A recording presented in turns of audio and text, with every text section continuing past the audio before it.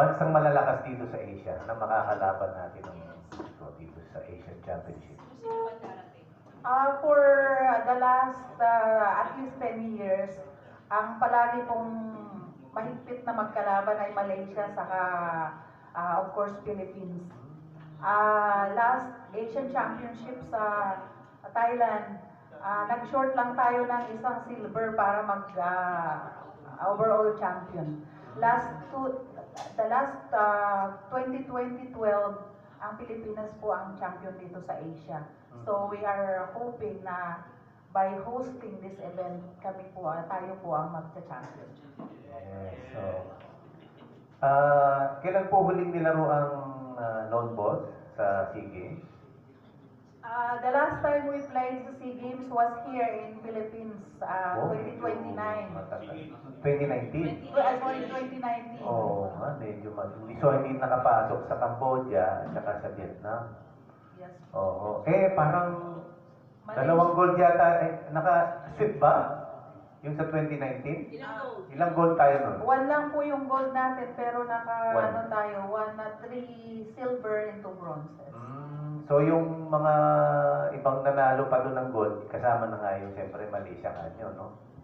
Malaysia po ang nag-dominate, Nag-dominate. tapos Singapore got 1 gold and Philippines got 1 gold.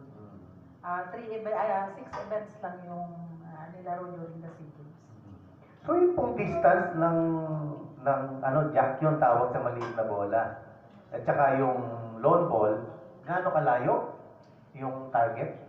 Ang field po namin is 40 by 40 meters. So, yung layo niya from the line, Ang layo po ng jack to from the mat 40. to ang minimum length po niya is 23 meters. Yun ang pinakamalayo. Ay, ang pinakamalapit. Malapit. Ang pinakamalayo naman is 38.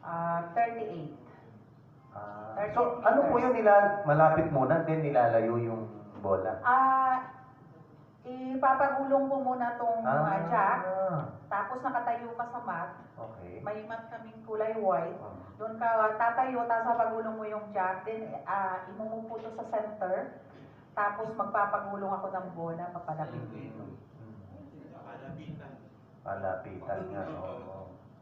Ayun, partner. Gano'ng kahirap yung long ball? Para lang may idea tayo. Mahirap bang sport to? Kasi kung titingnan mo, parang dali-dali lang naman yan. Niro-roll mo lang yung bola. Anong kailangan ng isang atleta to really be good and maging Asian champion? Sabi nga po niya na lawn bowls is an easy game to play, but it's a lifetime to practice. Madali lang po siyang laruin kahit batang maliit meron po kasi mga sizes to, yung ginagamit ko size 3, meron po siyang 00 para sa mga bata. So yung mga batang from 7 years old, at meron din pong kagaya nung one time sa isang SEA Games, may atletang 12 years old, ang partner niya sa pairs is 72 years old. So wala po siyang pinipiling height, edad, kasarian, or mayaman o mahirap ka. It doesn't matter kung saan ka galing. Kung may puso kang gusto mong maglaro ng sports, you can come and see us. Ay, coach ko kayo. Libre po ang lahat ng equipment. Yes, okay. Si outgoing President Nelson Beltran. Ma'am, sundan ko na yung sinabi mo. Sabi mo, hindi kailangan ng height at yung ibang pa sinabi. Ano yung mga ano kaya yung mga kailangang strength mo, galing mo para lumamang ka sa kalaban? Eye hand coordination ba? Lakas o yun na nga. Ang number 1 po is tiyaga. Tiyaga ka mag-practice kasi po outdoor kami. Minsan nagpa-practice po kami from 8 o'clock in the morning hanggang 5 o'clock ng hapon. So kung may tiyaga ka mag-practice para gumaling, nandito kami para tulungan ka. Rodel, ano ba din ba? Mental game din ba to? Yes po. Mental game po. Kasi unang-una talaga, kailangan let's say, pag sa training ka, may problema sa bahay, iwan mo lang sa bahay, focus lang doon sa game. Kasi once na marami kang iniisip during the game, parang hindi mo kaya execute. Kaya kailangan talaga talaga, mental po talaga. Siguro ganun din kay Ma'am Rosita kasi many time finalist pero once lang nag-gold dun sa singles. Ma'am, anong kailangan pa sa tingin mo? Anong character ng isang athlete na meron dapat para maging gold medalist? Kailangan po, yung problema mo sa bahay, huwag mo dati sa pag-ibig. Kailangan focus lang ito. Ma'am, sabi ng pag-asa o ng yung mga index natin, heat index, mga 50 degrees. Lalo na sa April, paano po natin paghahandaan yan? Ang daming bansang kasali.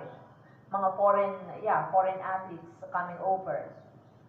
Yes po, lalo na yung mga taga North Asia, yung Japan, ganyan, Hong Kong. Yun ang advantage natin sa kanila. Kami sanay na sanay sa init. So, masama mang sabihin, bahala sila. Pero I'm sure may adjustment kayo sa oras. Baka yung bang alas 12, alas 11, alauna, kailangan may laro dun sa greens, kung sobrang init. Yes po, meron kaming laro. Kahit pa ganun ka-init. So, nag-i-start, meron kaming 12 o'clock to 1 o'clock break para sa lunch. And after that, maglalaro na naman kami. Kaya po, ang ginagawa namin sa mga atletang Pilipino, talagang binibilad namin ngayon pa lang kasi sanay-sanayan lang yan. Ma'am, gaano na nga ba kataas ang narating ng Philippine Lawn Ball sa mga international competitions? Mapa World, Asia, Southeast Asia, at sa tingin mo talagang sa atin, nararapat lang sa mga Pilipino itong ganitong klase ng sport? Ayun nga po, kaya siguro tayo magaling dito sa larong to at ini-encourage ko na madagdagan pa yung mga atleta. Kasi po talagang tiyaga, hand and eye coordination, magaling tayo dyan. Sa mga achievement naman ng national teams, we are rank number 10 sa world, ang women's. May nananalo po sa atin sa Asia Pacific. Nakailang gold na rin tayo during the Asia Pacific Championship. Sa Asian, masyado na kaming mayabang kung isa-isahin ko yung mga gold na napanalunan ng Philippines. Pero talaga pong kilala kami sa mundo, dito lang sa Pilipinas ang hindi. So we were hoping na by hosting Asian Championship ay makilala po ng mga mamamayan ng Pilipinas ang sports na to at sana puntahan kami at magpaturo sa amin. Okay. So